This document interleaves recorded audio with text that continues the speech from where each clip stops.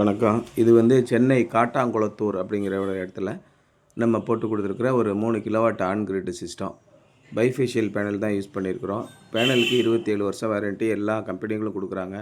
அதேமாதிரி சோலார் இன்வெர்ட்டருக்கு 10 வருஷம் வாரண்ட்டி எல்லா கம்பெனிகளும் கொடுக்குறாங்க. இதில் வாரண்ட்டி கிளாஸ்னு ஒன்று இருக்குது. நம்ம சோலார் பேனல் வாங்கி போட்டுட்டு அந்த பேனலை கண்டுக்கிறாமே பல வருஷம் விட்டுட்டோம் அப்படின்னா சோலார் பேனல் தூசியும் மண்ணும் படிஞ்சு வீணாக போயிடும். ஒரு குறைஞ்சபட்சம் ஒரு 2 மாதத்துக்கு ஒருக்கா இல்லை ஒரு 3 மாதத்துக்கு ஒருக்கையாவது அந்த பேனலை க்ளீன் பண்ணி விடணும். நடுவில் ஒரு மழை வந்துருச்சு, நல்லா க்ளீன் ஆகிடுச்சுன்னா நம்ம கவலை இல்லை. ஆனால் இந்த கோடை காலங்களில் தான் நீண்ட நாட்கள் மழை வராமல் இருக்கும். அந்த மாதிரி நேரங்களில் நம்ம பைப்பில் ஓஸில் தண்ணி அடித்து நம்ம அந்த துடைக்கிற ஒட்டடை கம்பு வச்சு நம்ம முன்னாடி ப்ரஷ் மாதிரி இருக்கும், அதை வச்சு க்ளீன் பண்ணாலே போதும், நல்லா தெளிவாக க்ளீன் ஆகிடும். இதுக்குன்னு ஸ்பெஷலாக லிக்யூடோ எதுவுமே தேவையில்லை. சாதாரணமாக நம்ம ஃபேப்ரிக்கு துணிக்கு போடக்கூடிய அந்த சோப்பு, லிக்விட் சோப்பு இதை நம்ம யூஸ் பண்ணலாம். ஆனால் இது மாதிரி யூஸ் பண்ணும்போது மறுபடியும் வாஷ் பண்ணும்போது நல்லா கழுவிடணும். இல்லைனா அந்த சோப்பு நிறைய வெள்ளையாக படிஞ்சு அழுக்காக போயிடும். ஒரு சில இடங்களில் தண்ணியே காவி படிஞ்ச தண்ணியாக இருக்கும். அந்த மாதிரி காவி படிஞ்ச தண்ணியை நம்ம மேலே அடித்து க்ளீன் பண்ணிவிட்டு அதுக்கப்புறம் அதை துடைக்காமல் விட்டுட்டோம்னா அந்த காவி தண்ணி மேலே போய் படிஞ்சிடும். அடிப்பக்கமும் இப்போ சோலார் ப்ரொடக்ஷன் ஆகுது. அப்போ அடிப்பக்கம் எப்படி க்ளீன் பண்ணுறது அப்படின்னு நிறைய பேர் கேட்குறாங்க. பெரும்பாலும் தூசியோ மற்ற விஷயங்களோ அடிப்பக்கம் போய் படிகிறதில்ல.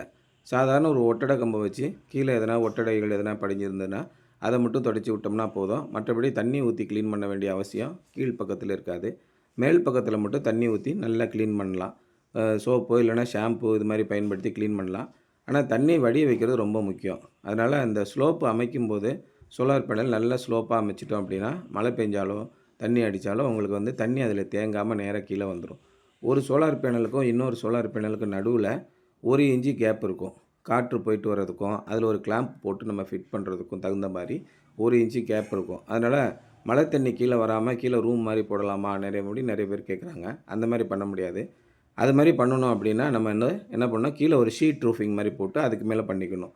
இல்லை இந்த பேனலை பக்கத்தில் வச்சு அதுக்கு மேலே நீங்கள் சிலிக்கான் போட்டு பண்ணலாமா அப்படின்னு முன்னெல்லாம் பண்ணாங்களே, அப்படி பண்ணலாமா அப்படின்னா மவுண்டிங் தனியாக மவுண்டிங் ஹோல்ஸ்னு இருக்குது. அலுமினியம் ஃப்ரேமில் தான் அந்த மவுண்டிங் ஹோல்ஸ் இருக்குது. அதில் போடும்போது அந்தளவுக்கு ஸ்ட்ராங்காக இருக்காது. அதனால தான் இந்த மிட் கிளாம்பு போட்டு மேலேயும் கீழேயும் பிடிச்சி இழுக்கிற மாதிரி போட்டுடுறாங்க. புயலே அடித்தாலும் அந்த கிளாம்பை போட்டு வளைச்சி ஸ்ட்ரக்சர்லாம் உடஞ்சா தான் அதை பிடிங்கிட்டு வர முடியும். அந்தளவுக்கு ஸ்ட்ராங்காக இருக்கும். ஒரு 150 கிலோமீட்டர் வரைக்கும் வரக்கூடிய ஒரு புயல் காற்றுக்கு இது தாங்கும். அதுக்கு மேலே கடுமையான சூறாவளி புயல் காற்று வரும்போது இந்த பேனல் தாங்காது, எந்த ரூஃபிங் ஷீட்டுமே தாங்காது. அந்த மாதிரி தான் நம்ம இப்போ அமைச்சு கொடுத்துருக்குறோம். அதனால் முறையான விதத்தில் அதை அமைச்சு அதை சரியான விதத்தில் பயன்படுத்திட்டு வந்தீங்கன்னா ஆன் கிரிட் சிஸ்டம் நம்ம காலம் முழுமைக்கும் நல்ல மின்சாரத்தை உற்பத்தி கொடுக்குங்க.